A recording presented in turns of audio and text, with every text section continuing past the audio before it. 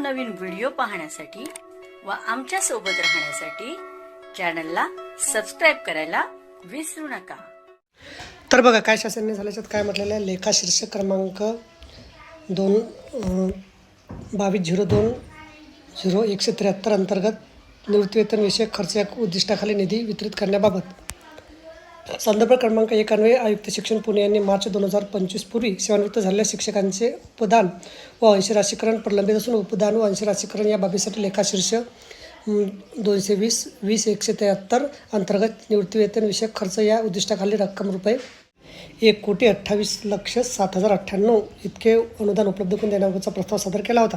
तसेच शिक्षण संचालक प्राथमिक पुणे यांनी एकूण 6,359 कर्मचारी यांच्याकरता प्रलंबित उपदान अंशदान याकरता 1,28,07,098 इतक्या प्रलंबित रकमेचा तपशीलवार सादर केला। त्यानुसार शिक्षकांचे उपदान व अंशराशीकरण प्रलंबित असून उपदान व अंशराशीकरण यासाठी डिसेंबर 2025च्या हिवाळी अधिवेशनात पुरवणी मागणीद्वारे ₹1,03,59,827 कोटी इतकी तरतूद वितरित करण्यास वित्त विभागाने मान्यता दिली असून उक्त निधी वितरित करण्याची बाब शासनाची विचाराधीन होती।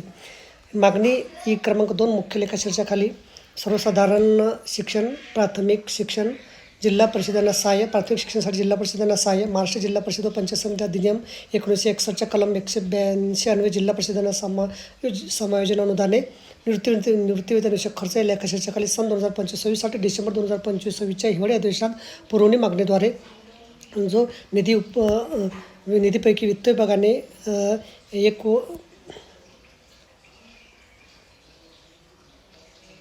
1,03,59,827 इतका निधी अर्थसंकल्प वितरण प्रणाली वितरित करण्यास मान्यता दर्शवली असून सदर निधी खाली अटी व च्या अधीन राहून निधी वितरित करण्यास याद्वारे मान्यता देण्यात येत आहे।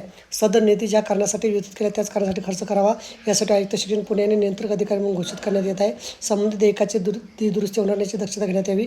नियंत्रक अधिकाऱ्यांना उक्त निधी वितरणाचा विनियोग तपशीलवार शासनास सादर करावा। वित्त विभागाने वेळोवेळी निर्गमित केलेल्या शासनाने परिपत्रक, सूचना, मार्गदर्शक तत्त्वे इच्छा तत्त्वतंत्र पालन करण्याची जबाबदारी नियंत्रक अधिकाऱ्यांची राहील। सदर निधी 31 मार्च 2026 पुढची खर्च होईल याची दक्षता घेण्याची सर्व जबाबदारी नियंत्रक अधिकाऱ्यांची राहील।